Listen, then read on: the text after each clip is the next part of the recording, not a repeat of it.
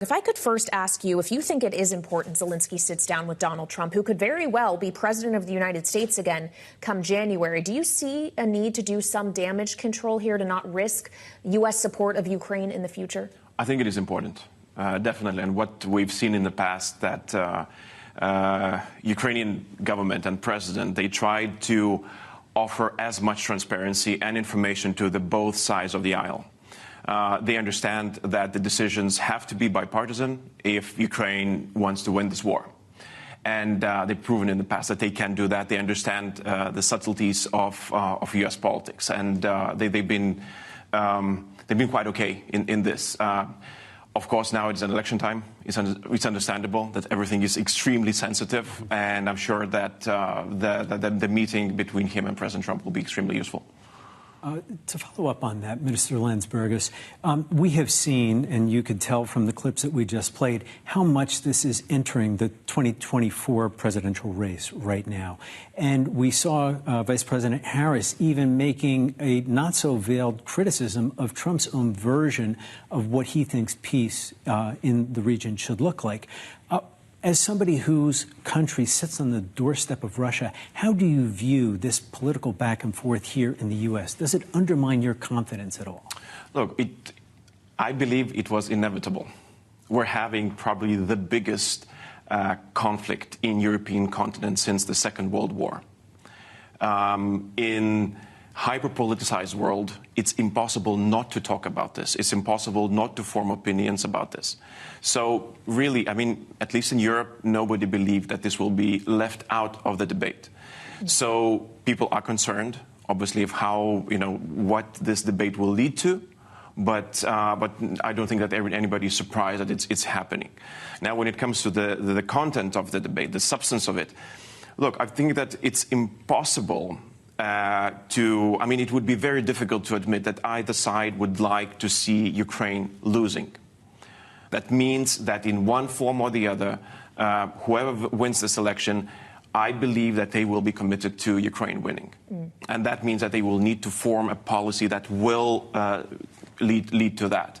And I think that what Ukrainian president is now doing, offering a victory plan, I think, again, it's very useful to understand how Ukrainians are thinking, what do they need, and then, to formulate a position on it.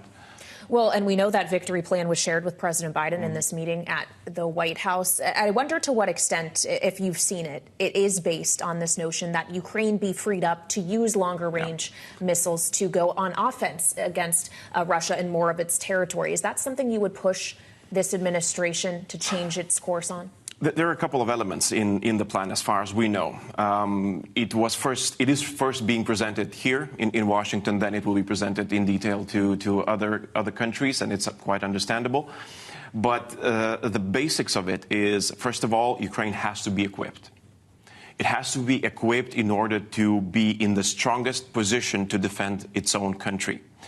And not every time we were convinced that this is happening. And therefore, current announcement of almost $8 billion of new equipment, especially ammunition, is incredibly important.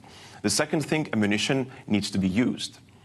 If you provide it, but you don't allow to use it, well, it's not as helpful as it can be. So you do think the Biden administration needs to be more liberal in the ways in which it allows this to be? I think, yes, definitely. I mean, in order for Ukraine to push Russia, to a corner where they would be, able to shift the dynamics of the battlefield, they have to be able to target logistical sites, launch sites, rocket missile launching sites, and other areas from which Russia is attacking or supplying the front line. So it's incredibly important. And the third thing, what we heard also President Zelensky saying, is security guarantees. If we want to see Ukraine in the future rebuild with people who are returning and, full-fledged part of the Western world, we have to guarantee their security so that 2014 scenario is not repeated once more, because they were not given security guarantees in 2014 and we have the war in 2022.